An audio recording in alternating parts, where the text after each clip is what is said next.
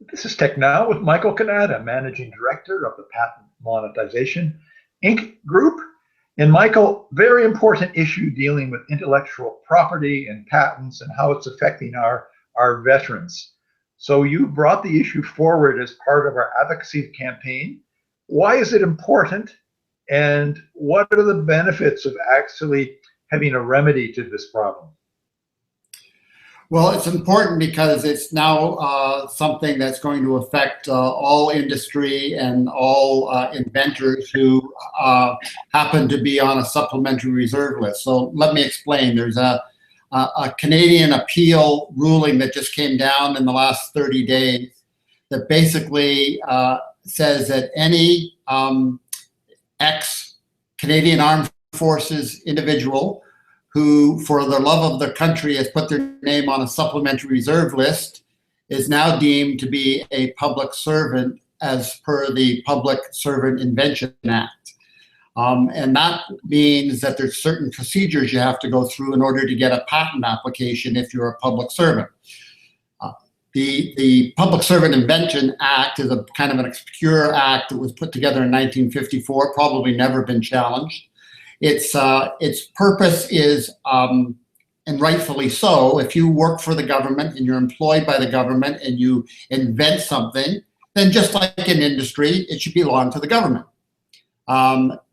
Unfortunately, either by design, I hope not, but maybe by poor drafting, they added an extra clause in there that says if you're a member of the Canadian Armed Forces, then you're deemed a public servant.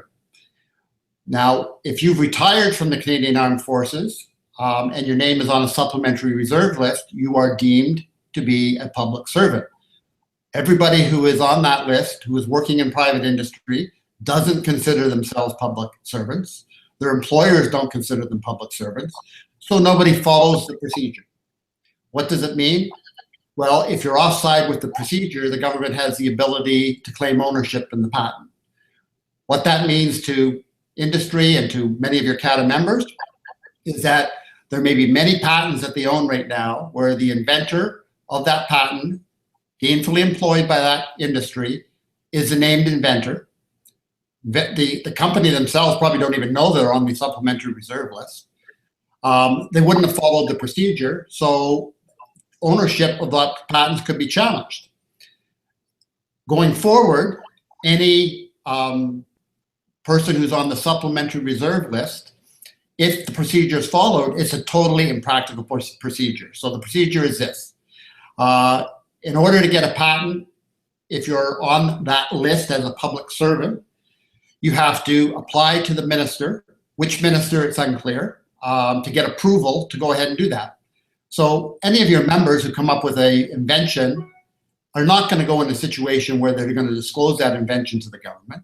They're not going to wait months and months and months for the bureaucracy to figure out whether it is they're going to challenge ownership or not.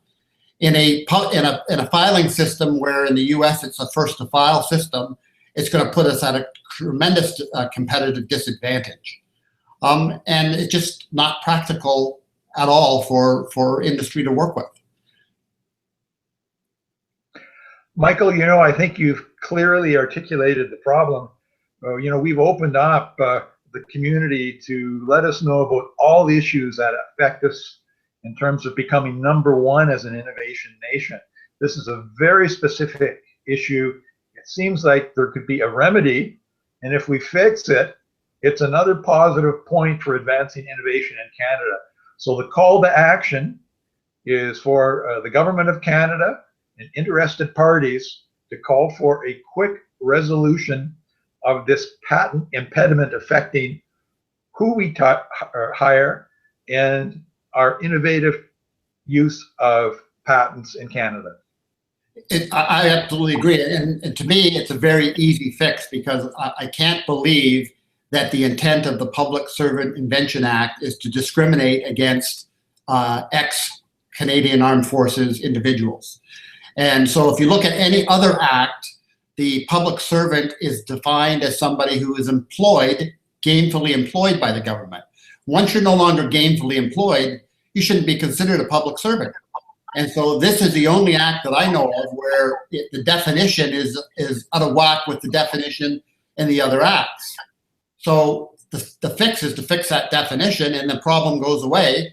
And without doing it, you're clearly saying to retired Canadian Armed Forces and to industry, think twice before you hire us, because anything I invent may be owned by the government, and to try to fix it any other way makes no sense at all.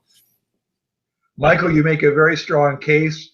We've got some great response to the survey we have in the marketplace. A lot of people agree with you. So Michael Cannata, Managing Director of the Patent Monetization Inc. Group, thank you for joining us and raising this issue today.